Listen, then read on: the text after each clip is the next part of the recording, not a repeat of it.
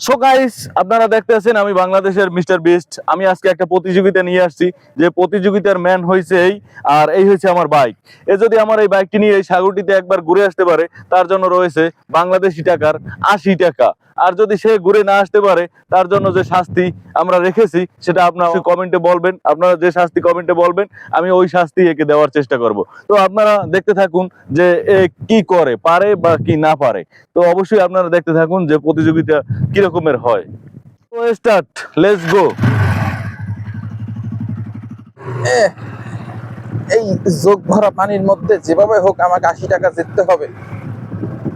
আমি 2 মাস ধরে বিড়ি খাই না, 2 প্যাকেট বিড়ি তো হবে।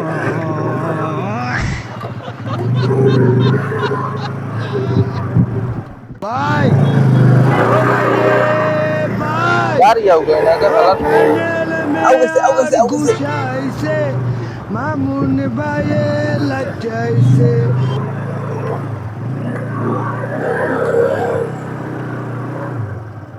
অবশেষে আমি কমপ্লিট করেছি। সো গাইস, আমি যে প্রতিযোগিতা রেখেছিলাম, যেখানে আমি বলেছিলাম যে এই বাইকটি নিয়ে, এই বাইকটি যদি এই সাগরটা পাড়ি দিয়ে আসতে পারে, তাহলে আমি তার জন্য 80 টাকা রেখেছি, বাংলা ডলার।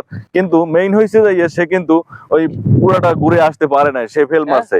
কারণ উনি অনেকটা অনুপ্রেরণার সাথে বলছিল আমাকে, যদি উনি এইটা জিততে পারে তাহলে আমি ওনাকে 80 টাকা দেবো। উনি 3 মাস ধরে কোনো বিড়ি খায় না, তো 80 টাকা দিলে উনি 2 প্যাকেট কারিকর বিড়ি কিনে খেতে পারতো। কিন্তু ওই যে দেখেন আমার যে মাপটা রয়েছে, ওই মাপ পর্যন্ত সে যেতে পারে নাই, তার আগেই মাঝ রাস্তা হেগে দিয়েছে।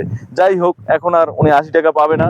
আপনারাই কমেন্টে বলবেন যে ওনার জন্য কোন শাস্তি থাকবে ওনার জন্য, বা ওনাকে আমরা এখন কি দেবো। 80 টাকার জায়গায় 40 টাকা দেবো, না 20 টাকা দেবো, না 2টি বিড়ি দেবো? আপনারা অবশ্যই কমেন্টে জানাবেন। তো আপনাদেরকে অসংখ্য ধন্যবাদ, সবাই ভালো থাকবেন।